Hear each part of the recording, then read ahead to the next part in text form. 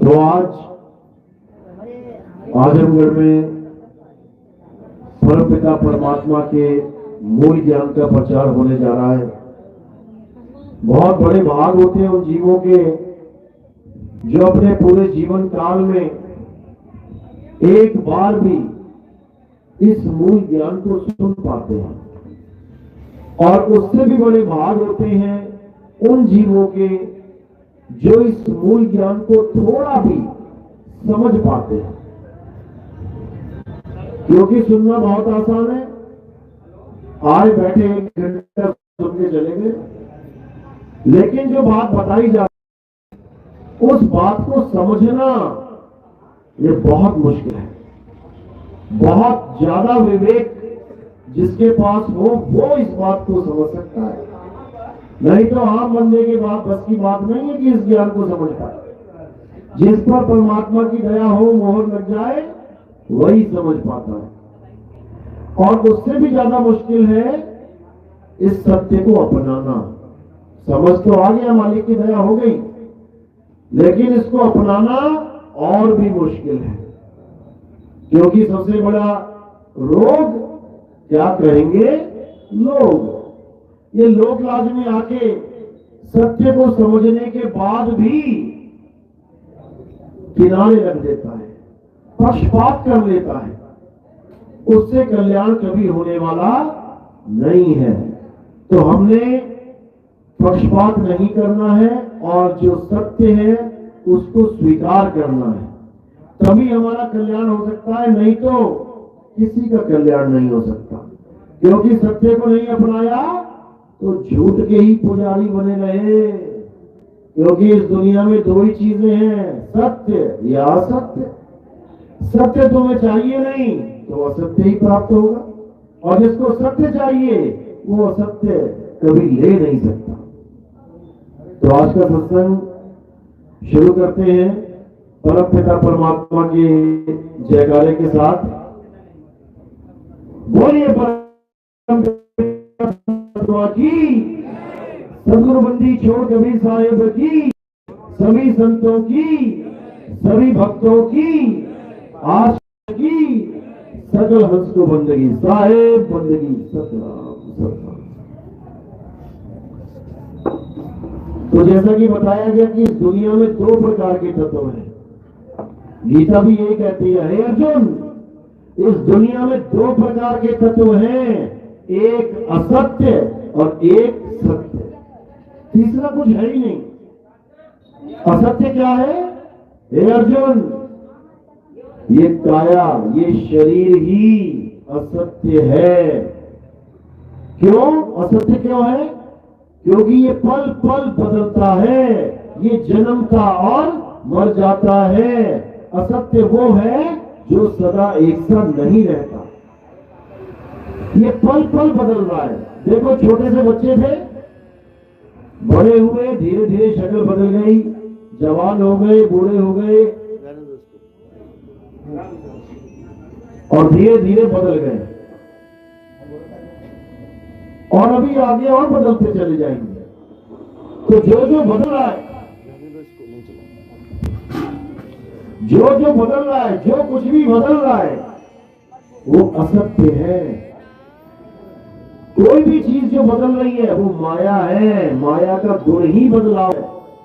कहते हैं ना, प्रकृति का नियम है बदलाव, बदलना। ये प्रकृति ही माया है। पर आकृति यानी अपनी आकृति, अपना स्वरूप नहीं, पर आकृति, पराया स्वरूप। क्या है प्रकृति? जो जो तुम्हें इन आंखों से दिखाई दे रहा है वो सब प्रकृति है, वो सब माया है। ये पेड़ पौधे, फल फूल, ये सब माया है। ये शरीर, ये सब माया, यही प्रकृति है। और तुम क्या हो? हे अर्जुन, सत्य आत्मा है। हम क्या हैं? हम आत्मा हैं। लेकिन अपने स्वरूप को ना जानने के कारण हम पर आकृति को अपना स्वरूप मान बैठे हैं। हम इस शरीर को अपना स्वरूप मान बैठे, जबकि ये शरीर प्रकृति है। क्या है? पूरी सृष्टि ही 5 तत्वों से बनी है, शरीर 5 तत्वों से बना है, ये प्रकृति ही है। इसी के लिए बोला गया ना कि जब तक आंखों से कुछ भी दिख रहा है तब तक ये माया ही है। गो गो चल जहां लग मन जाई, तह लग माया जानो भाई। ये माया ही है और हर इंसान माया की ही पूजा कर रहा है। वो भ्रम में है कि मैं भगवान की पूजा कर रहा हूं। भगवान को तो वो जानता भी नहीं, भगवान है क्या, परमात्मा है क्या, वो जानता तक नहीं है, लेकिन गलती से माया की ही पूजा करने में लगा है। माया यानी आंखों से दिखाई देने वाली कोई भी वस्तु माया ही है। तो ये मंदिर दिखाई दे रहे हैं कि नहीं? आंखों से दिख रहे हैं? बदल रहे हैं कि नहीं बदल रहे हैं? बदल रहे हैं। कल तक छोटा सा मंदिर था, आज गांव वालों ने इकट्ठा करके बड़ा वाला बना दिया, बदल गया। ये मूर्तियां आंखों से दिख रही है ना, बदल रही हैं। आज कोई मूर्तिकार मूर्ति बना रहा है, धीरे धीरे धीरे बड़ी होती जा रही है, बदल रही है। बना के तैयार कर दी, अब पेंट कर दिया, अब फिर बदल गई। पहले मिट्टी की थी, अब रंगीन हो गई। मंदिर में स्थापित कर दी, धीरे धीरे धीरे खंडित हो गई। उठा के मंदिर वालों ने पानी में डाल दी, नदी में डाल दी, जगह बदल गई। जो कुछ भी बदल रहा है वो सब माया है। बिल्कुल सिंपल फॉर्मूला है इसका, बिल्कुल एक ही लाइन में। जो बदल जाए वो असत्य है और जो कभी ना बदले वो सत्य है। बस इतनी ये 2 लाइनें अगर तुमने अपने जीवन में कर ली तो याद रखो कि तुम्हें कोई भरमा नहीं सकता परमात्मा के नाम पे, क्योंकि तुम्हें फार्मूला पता लग गया। तुम्हें फर्क पता लग गई कि हीरा क्या होता है, कैसा होता है। अब तुम हीरे के पारखी हो गए। अब कोई तुम्हें कांच चला के दिखा दे। तुम सोने के पारखी हो गए, सोना क्या होता है तुम्हें पता लग गया, कैसे फर्क करते हैं पता लग गया। अब कोई चांदी की पायल, चांदी का हार, पीतल की पायल, पीतल का हार तुम्हें सोना कह के चला के दिखा दे, क्योंकि व्हाइट गोल्ड भी होता है, सोना भी सफेद भी होता है, केवल पीला नहीं होता है। जिसको सफेद सोने की पहचान ना हो उसको चांदी चला जाते हैं लोग, और जिसको पीले सोने की पहचान ना हो उसको पीतल चला जाते हैं लोग। लेकिन जिसको सोने की परख हो गई उसको कोई भरमा नहीं सकता। जिसको हीरे की पहचान हो गई वो देखते ही पहचान जाएगा कि हीरा है कि पत्थर है। इसी प्रकार गुरु क्या करता है? गुरु तुम्हें पारखी बना देता है। गुरु का काम है तुम्हें परख देना, क्योंकि गुरु स्वयं पारखी है। इस चीज का पारखी है गुरु, शब्द का पारखी है। वो शब्द का भेद जानता है। वो जानता है कि काल के दूतों ने जो जाल बिछाया है वो भी शब्दों का ही जाल है, और उन्हीं शब्दों के जाल में ये सारा संसार फंसा हुआ है। कौन से शब्दों के जाल में? 52 अक्षरी शब्दों के जाल में। तो साहिब कह रहे हैं 52 के जंजाल में अरे फंस गया ये संसार, और सिमरन बावन का करे कैसे लागे पार। सिमरन करना था परमात्मा का, और क्या करने लगा? राम राम राम राम राम राम राम राम। ओम नमो भगवते वासुदेवाय, ओम नमो भगवते वासुदेवाय। हरे कृष्ण हरे कृष्ण हरे कृष्ण। मुसलमान है तो अल्लाह अल्लाह अल्लाह, सिख है तो वाहेगुरु वाहेगुरु वाहेगुरु वाहेगुरु। सब अपने अपने धर्म के अनुसार इन 52 अक्षरों को पकड़ के बैठे हैं, जिससे कल्याण नहीं होगा। अरे 52 अक्षर जीवाधारा, आदि अक्षर जीभ्या से न्यारा। वाही को सत सिमरण कहिए, सिमर सिमर नर उतरो पारा। ये सारा 52 अक्षरों का जाल इसलिए है क्योंकि तुम्हारी जीभ है। अगर जीभ ना हो, अब दो जरा मंत्र किसी को बोल के दिखाओ जरा कोई नाम, कुछ नहीं बोल पाओगे। ये सब 52 अक्षर जीभ का कि कृत्रिम नाम, कृत्रिम यानी नकली। परमात्मा के नकली नाम भी हैं और असली नाम भी है, लेकिन हमें पहचान नहीं है कि असली क्या है नकली, तो नकली को ही असली मान बैठते हैं। अब गुरबाणी कह रही है कृत्रिम नाम कथे तेरे जीपा और सत्य नाम तेरा बड़ा पुरबला। यानी हे परमात्मा, तेरे जीव के द्वारा बोले जाने वाले सारे नाम नकली हैं, नकली, क्योंकि ये सब इंसानों ने बनाए हैं। हिंदुस्तान वालों ने हिंदी में बना दिया परमात्मा, भगवान, राम राम गुरु। अंग्रेजों ने अंग्रेजी में बना दिए गॉड, हालेलुया। अरबी वालों ने अरबी में बना दिए रब्बुल आलमीन, अल्लाहु अकबर। ये सब इंसानों की करामात है, ये इंसानों ने बनाए हैं और अपने ही बनाए नकली नामों को जपने लग जा रहा है।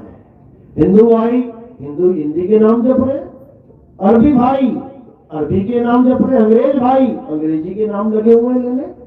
ये सब के सब 52 के जाल में फंस चुके हैं। अब क्या करना है? अब इस जाल को तोड़ देना है। तो सारे समझा रहे हैं कि काल का दूत वही है जो तुम्हें 52 अक्षरों में उलझा रहा है। 52 के फेरा सो नर जानो काल के चेहरा, जब 52 का टूटे डोरा सहजे छूटे काल झकोरा, फिर नहीं आए फिर नहीं जाए साल शब्द में रहे समाए। जो एक बार 52 अक्षरों को समझ लेता है कि अरे ये इंसानों के द्वारा बनाए गए हैं, इनसे भगवान मिलने वाला नहीं है, भगवान कोई नाम नहीं है जो तुम जप के भगवान को प्राप्त करना चाहते हो। भगवान परमात्मा एक वस्तु है।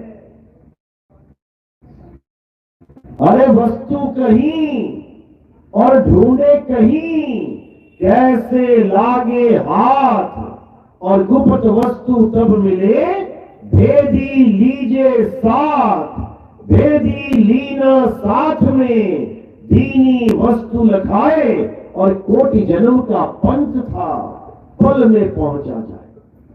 तो वेदी गुरु क्या करता है? वो गुप्त वस्तु का लखाव करता है। गुप्त वस्तु क्या है? परमात्मा ही गुप्त वस्तु है।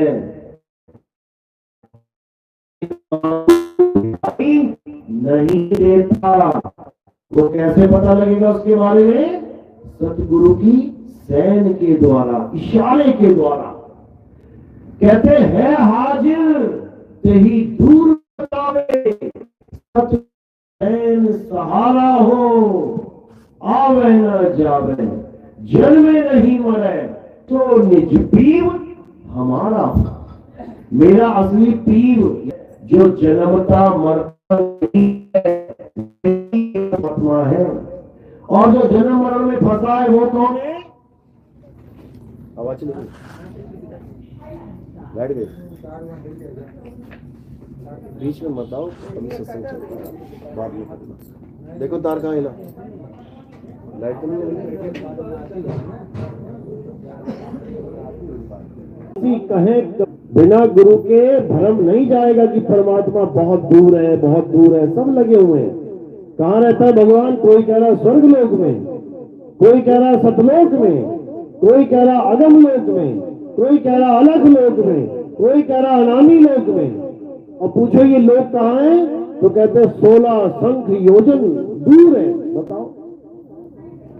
और साहिब समझा रहे हैं कि जो तिल माही तेल है और ज्यों चकमक में आग, तेरा साईं तुझ में है, जाग सके तो जाग। कि अगर जागना है तो जाग ले, तेरा साईं तुझ में है। लेकिन तुम्हें यही नहीं पता कि तुम हो क्या। तुम मान बैठे हो अपने आप को शरीर, तो साईं को कहां ढूंढोगे? शरीर में। अब शरीर में ढूंढने वाले कहां ढूंढते हैं? कोई नाभि में ढूंढ रहा है, कोई श्वासों में ढूंढ रहा है, कोई कंठ में ढूंढ रहा है, कोई हृदय में ढूंढ रहा है, कोई त्रिकुटी में ढूंढ रहा है। ये सब शरीर में ही ढूंढ रहे हैं। इनको परमात्मा मिलने वाला नहीं है, क्योंकि ये अपने आप को नहीं ढूंढ पाए। जिस दिन अपने आप को ढूंढ लेंगे तब ये परमात्मा मिलेगा। क्योंकि तेरा परमात्मा तुझ में है, तेरी काया में नहीं। काया तो नाशवान है, काया तो 5 तत्व है। काया में परमात्मा नहीं रहता, तो काया में कौन रहता है? मन रहता है।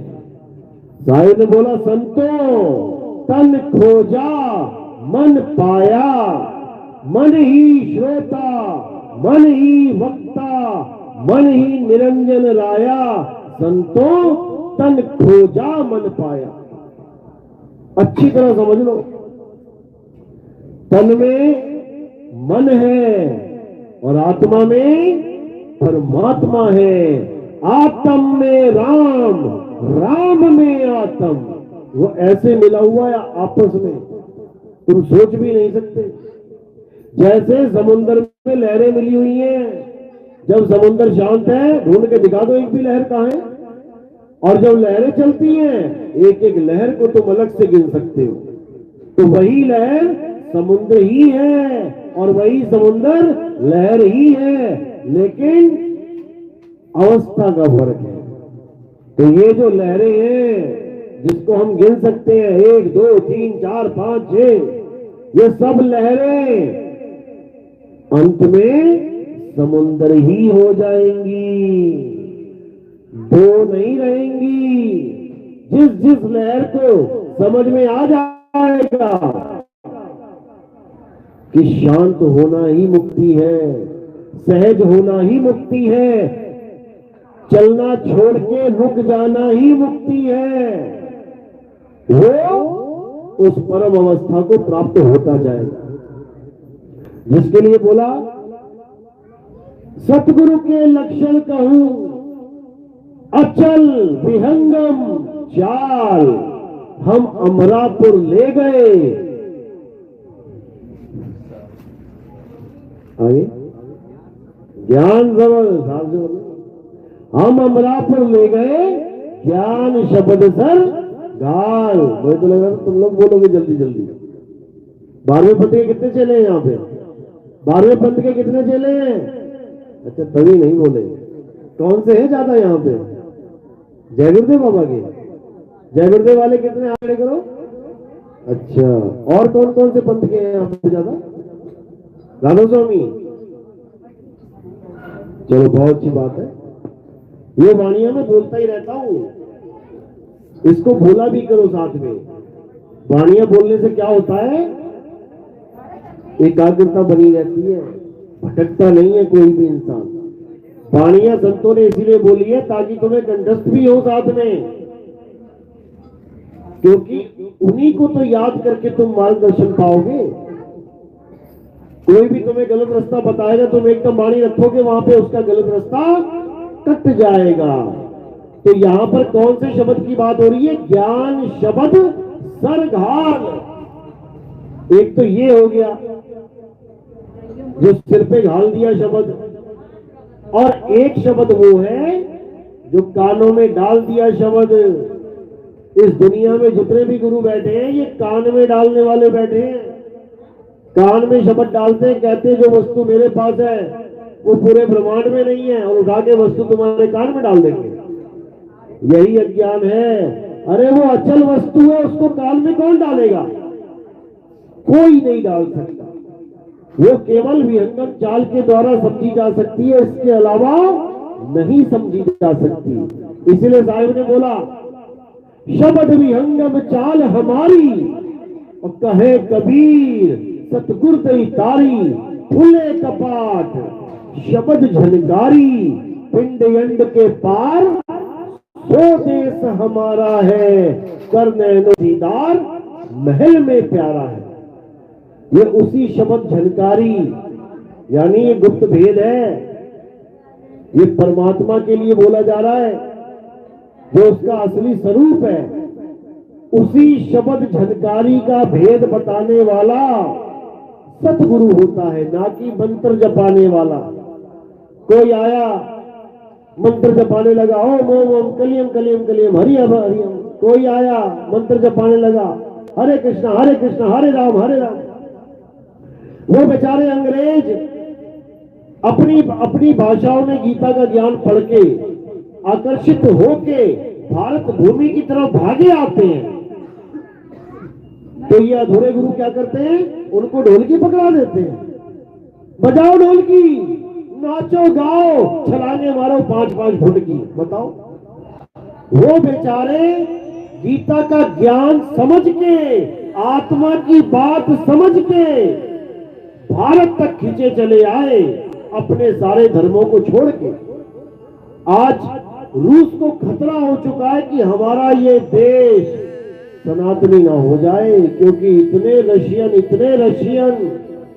कृष्ण जी के पंथ में आ गए हैं कि तुम्हारा होश उड़ जाएंगे। इतने अंग्रेज अमेरिका तक में कृष्ण जी के नाम का डंका बज रहा है गीता के ज्ञान की वजह से। लेकिन इन लोगों ने उनको आत्म ज्ञान की जगह ढोलकी ज्ञान पकड़ा दिया। ढोलकियां बजाओ, नाचो गाओ, राधे राधे राधे, हरे कृष्णा हरे राम। अरे भाई, ये आत्म ज्ञान नहीं है, ये आत्म ज्ञान नहीं है। आत्मा का ज्ञान प्राप्त करने के लिए भेदी गुरु की जरूरत होती है, ये मंत्र जपने वाले गुरुओं की नहीं। वो अपनी आत्मा को जानने के लिए भारत की भूमि में आए, भारत को अपना गुरु बनाया। और ये सच है कि पूरे विश्व का एक ही गुरु है, और वो भारत ही है। क्योंकि जितने भी धर्म बने हैं, ये सब भारत भूमि से ही ज्ञान लेके गए हैं। लेकिन हम अपने भारत के संतों के आत्म ज्ञान को त्याग के, गीता के आत्म ज्ञान को त्याग के मंत्र ज्ञान में फंस गए। राधे राधे जपने लग गए, हरे कृष्ण जपने लग गए। और कृष्ण जी क्या कह रहे हैं, हे अर्जुन, इस दुनिया में अगर कुछ पूजनीय है तो वो केवल आत्मा है। क्यों है आत्मा पूजनीय? क्योंकि हे अर्जुन, ये आत्मा अजन्मा है, ये आत्मा नित्य है, ये आत्मा पुरातन है, ये आत्मा ही सत्य सनातन है। ये आत्मा ही सत्य सनातन है। जो कहते हैं हमारा धर्म सनातन धर्म है, हम सनातनी है, उनको डेफिनेशन तक नहीं पता सनातन की। सनातन होता क्या है? सनातन का मतलब होता है जो सदा एक सा रहे, जो कभी बदले ना। तो हनुमान जी की पूजा करने वाला क्या कभी सनातनी हो सकता है? हनुमान जी तो जब पैदा हुए छोटे से बच्चे थे, धीरे धीरे बड़े हो गए, बदल गए। राम जी की पूजा करने वाला कभी सनातनी नहीं हो सकता। राम जी छोटे से बच्चे पैदा हुए थे, धीरे धीरे बदल गए, बड़े हो गए। कृष्ण जी की पूजा करने वाला कभी सनातनी नहीं हो सकता। कृष्ण जी छोटे से थे, धीरे धीरे बड़े हो गए। कौन है सनातनी? जो आत्मा की पूजा करे, जो आत्मा को जाने, जो आत्म ज्ञान को पहचाने, वही सनातनी है। क्यों? क्योंकि हे अर्जुन, आत्मा को ना तो कोई शस्त्र काट सकता है, आत्मा को ना तो अग्नि जला सकती है, आत्मा को ना तो जल भिगो सकता है, आत्मा को ना वायु सुखा सकती है। इन काया को, इन शरीर को तो कोई भी अस्त्र काट सकता है, इस काया को तो कोई भी अग्नि जला सकती है, इस काया को कोई भी जल, कोई भी वायु भिगा भी सकती है, सुखा भी सकती है। ये शरीर सनातन नहीं है और शरीरों की पूजा करने वाले सनातनी नहीं है। अच्छी तरह समझ लो इसको।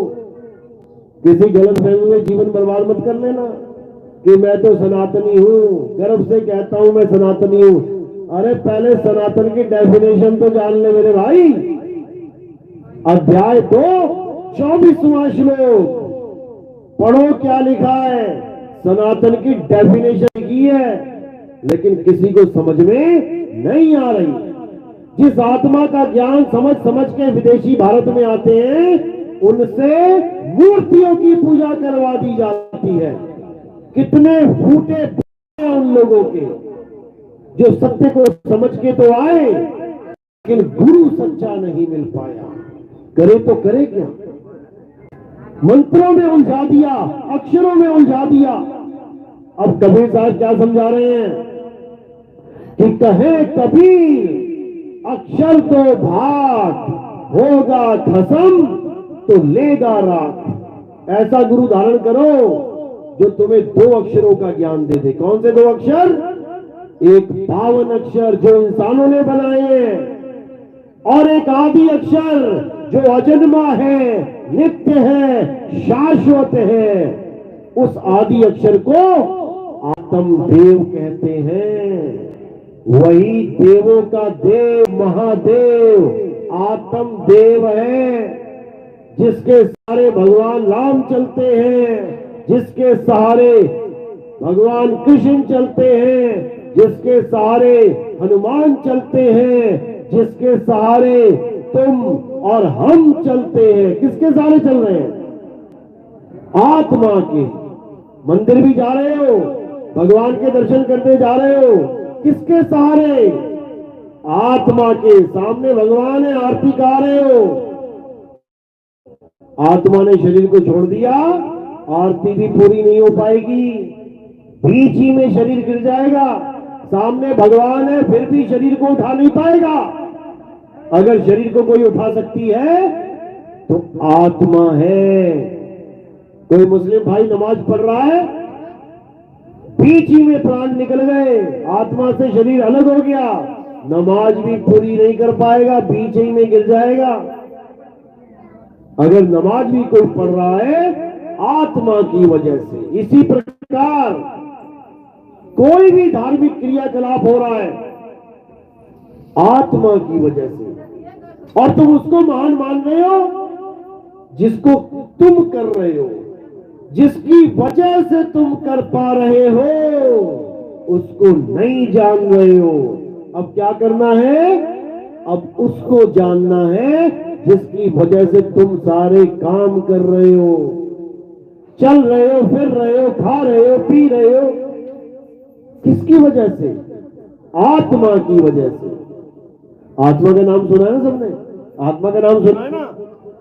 ऐसा कोई इंसान नहीं होगा पूरे भारत में क्या पूरे वर्ल्ड में जो आत्मा का नाम नहीं जानता। अबोध बालक हो तो बात अलग है, छोटा सा बच्चा, लेकिन अगर समझदार है तो बच्चे से लेके बूढ़े तक एक भी ऐसा आदमी, एक भी जीव नहीं होगा जो आत्मा के बारे में नहीं जानता। आत्मा का नाम जिसने नहीं सुना हो। सबने सुना है? अपनी अपनी आत्मा लेके आए हो आप साथ में? किसी की घर में तो नहीं छूट गई? चूल्हे के पास पड़ी हो, पता लगा उठाना भूल गए, जल्दबाजी में आ गए। कोई नहाने गया हो बाथरूम में तो आत्मा टांगी हो और लेके वापस नहीं आ पाया, वहीं रह गई। ऐसा कभी नहीं हो सकता। क्या प्रमाण है कि आत्मा तुम्हारे पास है, तुम्हारे साथ है? क्या प्रमाण है इसका? तुम्हारे पास कपड़े हैं, प्रमाण है, दिख रहे। तुम्हारे पास चश्मा है, घड़ी है, प्रमाण है, सब दिख रहा है। लाओ, एक बार चेक कर लो, एक बार चेक कर लो लाए भी हो कि नहीं। चेक भी नहीं कर पाओगे क्योंकि मोबाइल थोड़ी नहीं जो जेब में देख लिया। चेक वही कर सकता है जो आत्मा के भेद को जानता है। अगर आप बोल रहे हो, खा रहे हो, पी रहे हो तो इसका मतलब आत्मा है। मुर्दा देखा ना, बोले ना डोले, खावे ना पीवे, इसका मतलब आत्मा नहीं है। अब जब आत्मा है तो उसका ज्ञान भी होना चाहिए। अब आत्मा का ज्ञान पूछा जाए कि आत्मा है कैसी? आत्मा तो सबके पास है, लेकिन आत्मा है कैसी? लंबी है, मोटी है, काली है, गोरी है, ठंडी है, गर्म है, मीठी है, खट्टी है, कैसी है? कोई ज्ञान नहीं है। इसी को कहते हैं आत्मज्ञान का अभाव। अब गुरु का क्या काम होता है? गुरु का काम यह नहीं होता कि मंत्र जपवाना। मंत्र तुम बिना गुरु के भी जप लोगे। किसको राम का नाम नहीं पता, किसको राधे राधे नहीं पता, किसको वाहिगुरु वाहिगुरु नहीं पता, किसको अल्लाहू अकबर नहीं पता, बिना गुरु के भी तुम नाम जप सकते हो। बैठ जाओ कहीं भी कोने में, राम राम राम राम राम, गुरु की जरूरत ही नहीं है। गुरु वो नहीं होता जो तुम्हें नाम देता है, गुरु वो होता है जो तुम्हें ज्ञान देता है। उल्टा काम हो गया यहां पे। यहां जितने गुरु बैठे ये तुम्हें नाम दे रहे हैं जपने के लिए, जबकि तुम इतने नाम जानते होगे जितना गुरु नहीं जानता। हजारों नाम जानते होगे तुम भगवान के, जो गुरु भी नहीं जानता। गुरु कभी नाम नहीं देता, गुरु नाम छुड़वाता है। अगर तुम राम राम राम जप रहे हो और किसी सच्चे गुरु के पास चले गए और उसने पूछ लिया बेटा भगवान को पाने के लिए तुम क्या कर रहे हो, और तुमने कह दिया कि गुरुजी मैं राम राम जपता हूं, तो गुरु क्या बोलेगा? छोड़ दे, मत जप इसको। तुम जपते हो हरे कृष्णा, गुरु क्या बोलेगा? छोड़ दे। तुम कहोगे मैं राधे राधे जपता हूं, छोड़ दे। तुम कहोगे मैं वाहिगुरु वाहिगुरु जपता हूं, छोड़ दे। तुम कहोगे मैं अल्लाह अल्लाह करता हूं, छोड़ दे। हर प्रकार के नाम को छोड़ दे और करे क्या? आत्मा का ज्ञान प्राप्त करें। क्योंकि जब तक आत्मा का ज्ञान नहीं हुआ तब तक तुम्हारी मुक्ति नहीं हो सकती। अध्याय 3 17वां श्लोक गीता में क्या कहता है? हे अर्जुन, जो अपनी आत्मा में रमण करते हैं, जो अपनी आत्मा में तृप्त हैं, जो अपनी आत्मा में संतुष्ट हैं, उनके लिए कोई धार्मिक कर्म कर्तव्य लागू ही नहीं होता। बिल्कुल क्लियर। अब धार्मिक कर्म कर्तव्य होता क्या है ये भी समझ लो।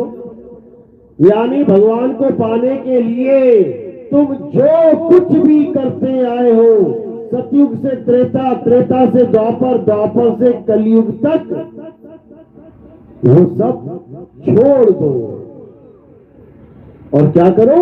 केवल अपनी आत्मा में स्थित हो जाओ। हे अर्जुन, जो सुख और दुख को त्याग के, जो सुख और दुख की आशा को खत्म करके अपनी आत्मा में स्थित हो जाता है, वही स्थित प्रज्ञ है। और जो स्थित प्रज्ञ हो गया उसमें और मुझ में कोई फर्क नहीं रहता।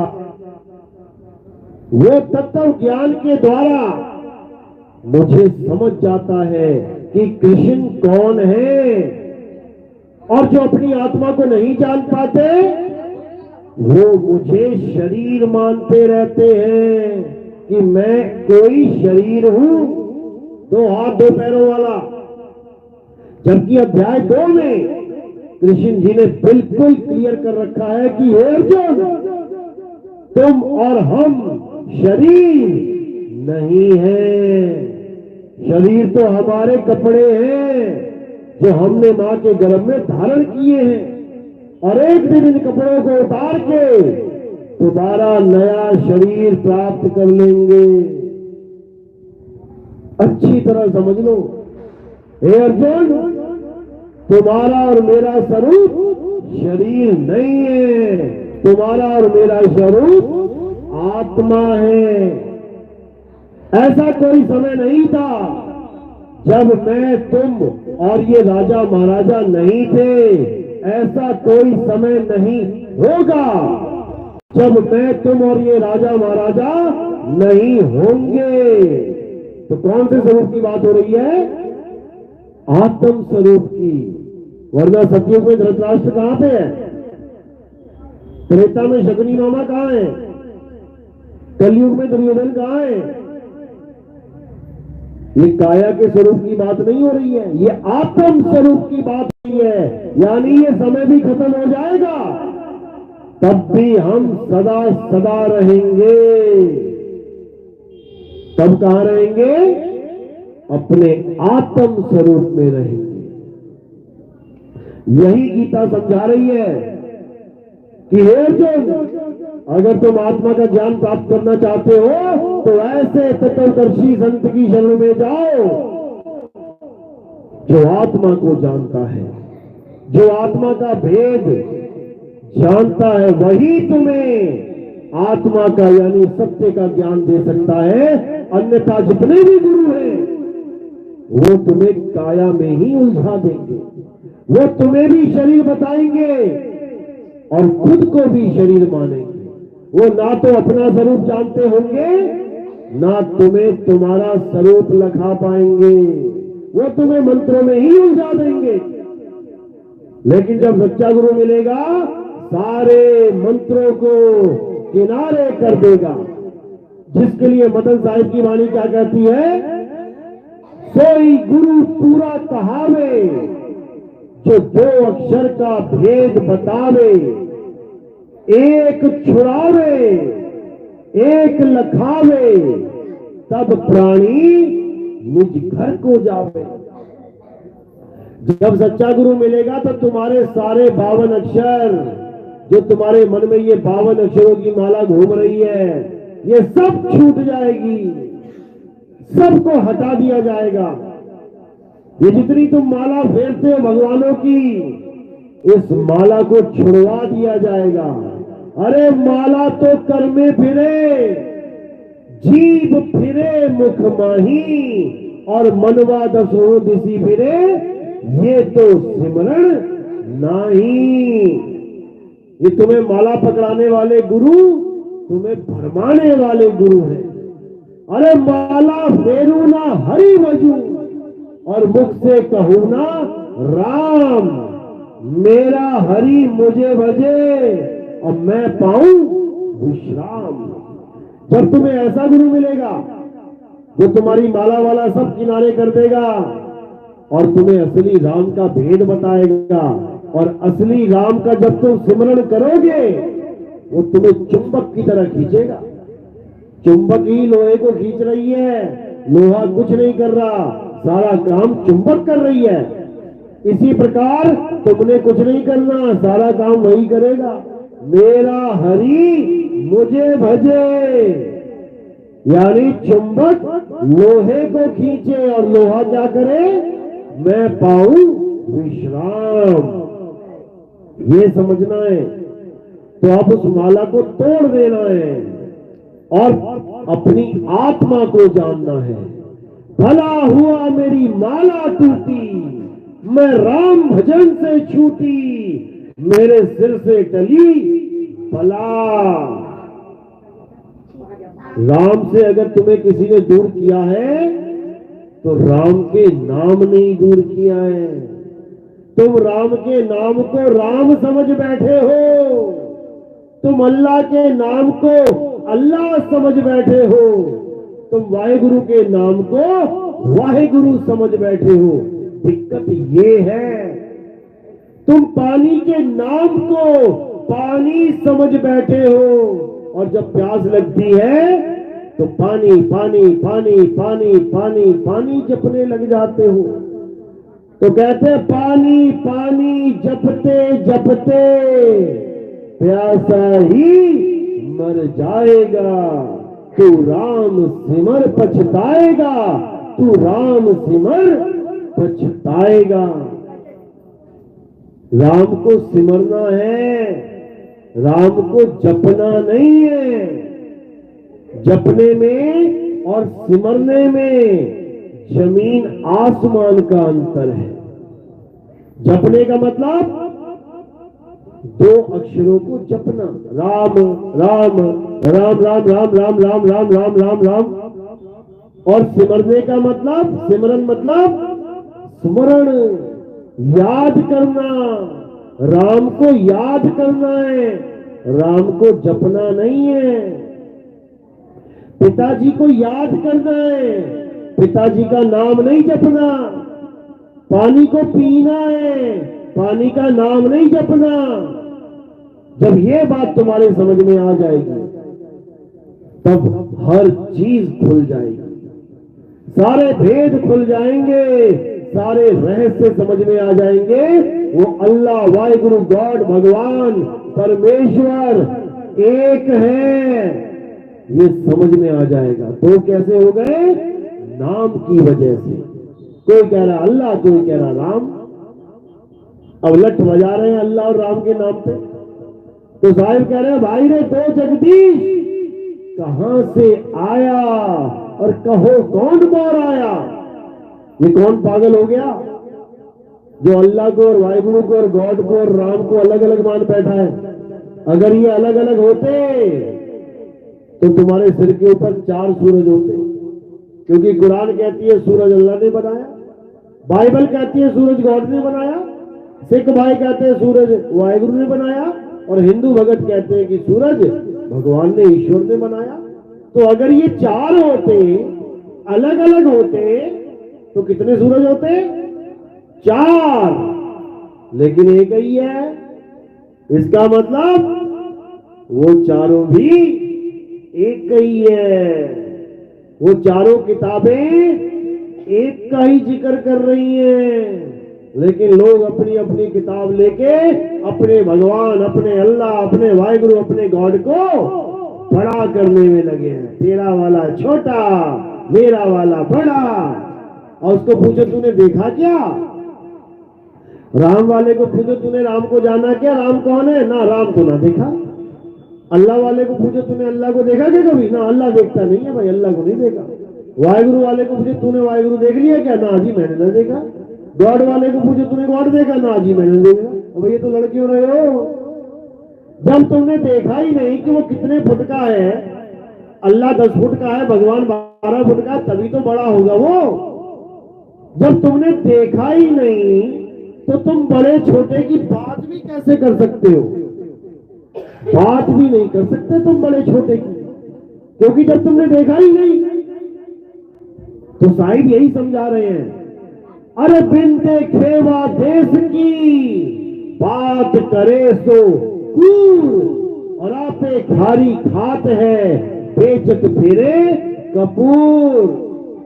आज जितने भी गुरु बैठे हैं, भगवान का नाम लेके, परमात्मा का नाम लेके माया इकट्ठी कर रहे हैं, बड़े बड़े आश्रम बना रहे हैं, बड़े बड़े हवेलियां बना रहे हैं, लोगों की जमीनें हड़प रहे हैं, क्या कुछ नहीं चल रहा भगवान के नाम पे।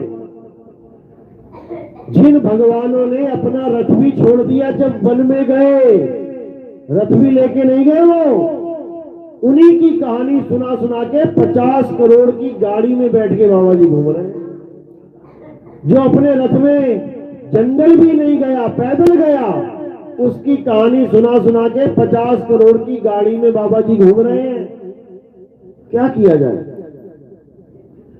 जो कभी जिसने जीवन में आश्रम नहीं बनाया, झोपड़ी में रहे, कबीर साहब, रविदास जी महाराज, दादू जी, भीखा जी, पलटू जी, ये सब झोपड़ियों में रहे, उन्हीं के नाम ले लेके बड़े बड़े आश्रम बनाए जा रहे हैं, अरबों अरबों खरबों खरबों रुपए के। बताओ, बिना एसी के बात नहीं चल रही है, लैट्रिन बाथरूम तक में एसी लगा रखा है, सब जनता के पैसों से बर्बादी।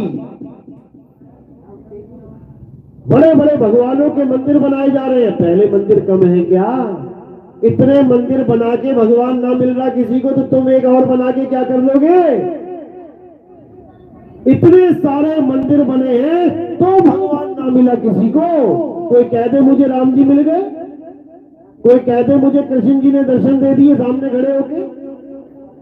सपने में कोई एक आधा दिख जाए तो बात अलग है, सपने में तो जानवर भी दिखाई दे जाते हैं। असलियत में मिले, जैसे हम और आप मिल रहे हैं, जैसे अर्जुन को मिले, तब तो समझ में आए। तो इतने बड़े बड़े मंदिर बना के, इतने बड़े बड़े गुरुद्वारे बना के भी किसी को अल्लाह वाहिगुरु गॉड नहीं मिल रहा है, तो एक और बना के क्या कर लोगे मेरे भाई? या तो ऐसा हो जाए कि अब असली वाला बनाया, पुराने वाले नकली थे, फिर भी समझ में आए। अरे जब इतने सारे बने हुए हैं, पूजा पाठ चल रही है, तो एक और बना के क्या कर लोगे? किसी को समझ में नहीं आता। जो करना है वो नहीं कर रहे, और जो नहीं करना है वही करते जा रहे हैं। इसीलिए ये जन्म मरण खत्म नहीं हो रहा है। क्या करते आ रहे हैं? हवन यज्ञ, पूजा पाठ, तीर्थ मूर्त, ये सब पूछते आ रहे हैं, मंत्र जपते आ रहे हैं। सतयुग में भी करते थे यही काम। सतयुग में खूब मंत्र जपे, खूब हवन किए, उसका फल क्या मिला? त्रेता में आ गए, त्रेता में पैदा हो गए, त्रेता में खूब नाम जपा, खूब मंत्र किए, उसका फल क्या मिला? द्वापर में आ गए, मुक्ति नहीं मिली। अब द्वापर में खूब नाम जपे, खूब हवन यज्ञ किए, उसका फल क्या मिला? ये देखो कलयुग में आके बैठे हुए। तीनों युग में जो कुछ भी किया उससे मुक्ति नहीं मिली। अगर मुक्ति मिल गई होती ना, यहां ना बैठे होते। ये प्रमाण है कि तीनों युग में आज तक जो हमने किया, जो हमें करवाया गया, उससे हमारी मुक्ति नहीं हुई। तभी तो बैठे हैं झोली झंडा लेके, तभी तो गुरुओं के पास दौड़ रहे हैं कि भैया अब तो मुक्ति करा दो। चारों युग बीत गए, कई कई बार बीत गए, तब भी यही बैठे हैं। अब क्या करना है? अब वो बिल्कुल नहीं करना जो सतयुग द्वापर त्रेता में किया। अगर कलयुग में भी यही कर दिया तो वापस आ जाओगे। अब वो बिल्कुल नहीं करना जो पहले किया। अब क्या करना है? जो कभी नहीं किया।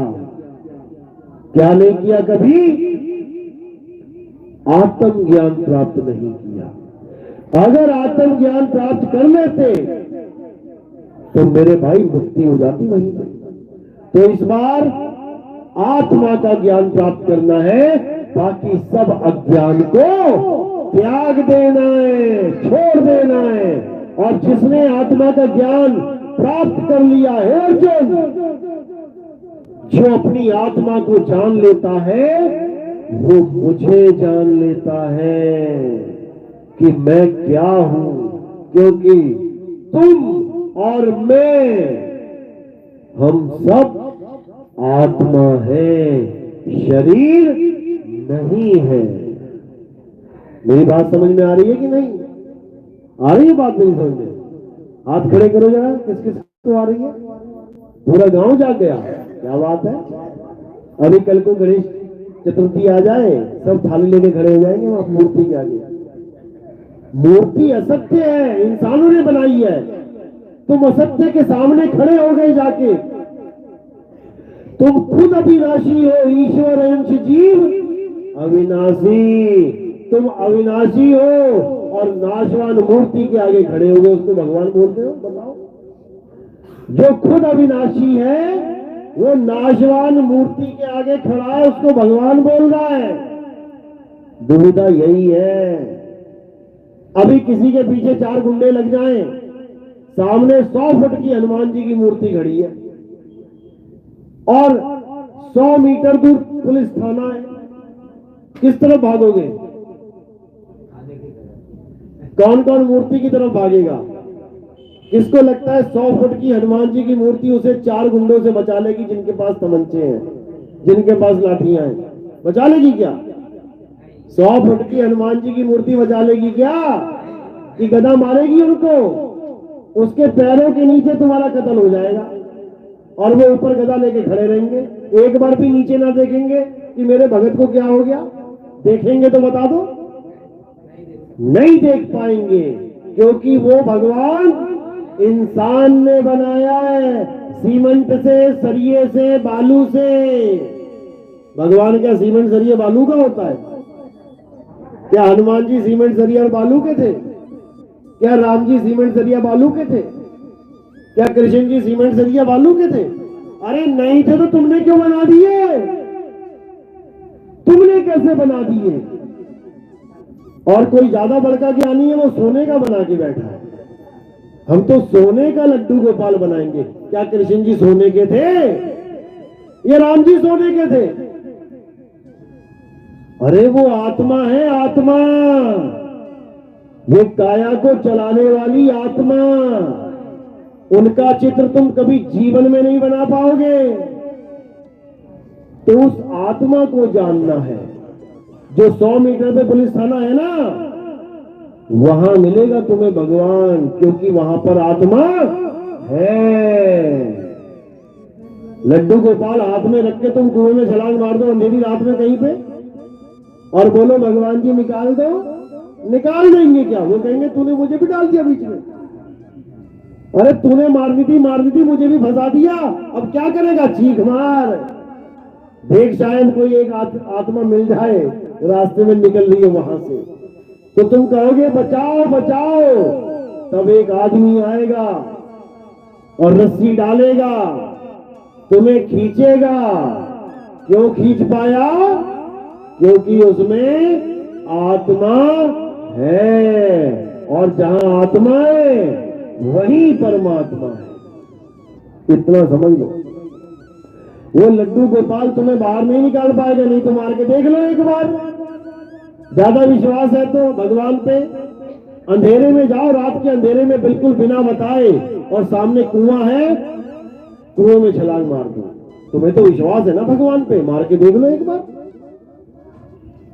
अगर तुम थोड़े से भी विवेकी हुए, इतने से भी, तो तुम कभी छलांग नहीं मारोगे। अगर तुम महामूर्ख हो तब भले मार दो, लेकिन इतना मूर्ख कोई भी नहीं है। इतना मूर्ख कोई भी नहीं है, याद रखो इस बात को। अगर 50 किलो का कोई भी भगवान की मूर्ति तुम्हें पकड़ा दी जाए और तुम्हें कहा जाए कि ये नदियां पार करनी है तैर के, और जैसे तुम 50 किलो की मूर्ति उठा के नदी में छलांग मारोगे, सबसे पहले तुम क्या फेंकोगे? सबसे पहले तुम किसको फेंकोगे, दूर करोगे अपने से? मूर्ति को। नहीं तो 50 किलो की मूर्ति को तुम्हें भी लेके चली जाए नीचे। यानी वो तुम्हारे लिए एक बोझ से ज्यादा कुछ नहीं है। वो मूर्ति एक बोझ है। असली भगवान कौन है? जो तुम्हारा बोझा उठा के चल रहा है। इस काया का भगवान वो नहीं है जो तुमने समझ लिया बोझ, तुम उठा के लेके जाओगे भगवान को। भगवान वो है जो तुम्हें उठा के घूम रहा है। कौन घूम रहा है इस 50 किलो 60 किलो की लाश को लेके? आत्मा। आत्मा है जो इसको चला रही है। तुम क्या चलाओगे आत्मा को? तो इसी को समझना है, आत्मज्ञानी बनना है, आत्मा को जानना है। ये मूर्तियों की पूजा नहीं करती है। पाथर पूजे तो हरि मिले, तो मैं पूजू पहाड़, और वहां से ये चाकी भली पीस खाए संसार। अगर तुमने पत्थर ही पूजना है तो सबसे पूजनीय पत्थर इस दुनिया में कौन सा है? चक्की। क्योंकि वो वाला पत्थर जो मंदिर में है वो तो केवल हिंदू पूजते हैं, लेकिन जो चक्की है, हर धर्म का इंसान, हर जात का, हर पात का, एक भी दुनिया का ऐसा आदमी नहीं है जो उस चक्की से जिसका रिश्ता नहीं जुड़ा है। भैया जो रोटी खा रहे हो ना, उसी चक्की से गेहूं पिस के आ रहा है। उस चक्की रूपी भगवान की वजह से तुम्हारे बच्चे खा रहे हैं, पी रहे हैं, खेल रहे हैं, नाच रहे हैं। आटा चक्की बंद हो जाए ना जिस दिन सारी, तो भगदड़ मच जाएगी, क्या खाया जाएगा? तो इसी को समझना। तो आज का सत्संग यही समाप्त करते हैं। हमारे सत्संग यूट्यूब चैनल कहत कबीर सुनो भाई साधो नितिन दास पे आते हैं, आप देख सकते हैं, समझ सकते हैं, या फिर गूगल में एप्लीकेशन डाउनलोड करें कहत कबीर सुनो भाई साधो, उस एप्लीकेशन को डाउनलोड करके आप सत्संग सुन सकते हैं। 1 से लेके 209 सत्संग और शंका समाधान सारा कुछ बताया गया है। हर चीज आपको क्लियर होगी, हर भ्रम टूटेगा, हर भेद प्राप्त होगा और एक समय ऐसा आएगा कि आप इतने विवेकी हो जाओगे कि सत्य असत्य का निबेड़ा कर पाओगे और दूसरों को भी समझा पाओगे कि सत्य क्या है। जो कृष्ण जी नहीं समझा पाए वो तुम समझा दोगे, इतना समझ लेना। क्योंकि अगर कृष्ण जी ने ये समझा दिया होता कि सत्य क्या है असत्य क्या है, तो आज हमारे धर्म में केवल सत्य की ही पूजा हो रही होती, लेकिन सत्य रूपी आत्मा को तो कोई जान ही नहीं रहा, सब असत्य की पूजा करते जा रहे हैं। तो आज का सत्संग यही समाप्त करते हैं। आरती होगी। हमारे यहाँ आरती किसकी होती है? हमारे यहाँ आरती पत्थर की, मूर्ति की, कैलेंडर की, फोटो की नहीं होती। हमारे यहाँ आरती किसकी होती है? आत्मदेव की होती है। आत्मदेव की आरती कैसे करते हैं? एक एक करके आएंगे और थोड़े से फूल मेरे सिर के ऊपर रखेंगे।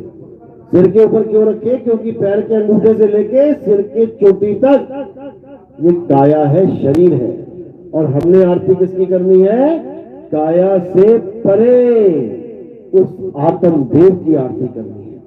तो हमारे यहाँ गुरुदेव की आरती होती है, गुरु की आरती होती है। गुरु को कीजिए दंडवत और कोटि कोटि प्रणाम, कीट न जाने भृंग को गुरु कर ले आप समान। गुरु भी एक आत्मा है, तुम्हें भी आत्मा बना के ही छोड़ेगा, शरीर नहीं रहने देता तुम्हें। तो ना तो खुद को शरीर मानना है, न गुरु को शरीर मानना है। तुम इस वक्त सुरत हो और गुरु शब्द है। शब्द गुरु, सुरत धुन चेला, बस इसी को समझना है।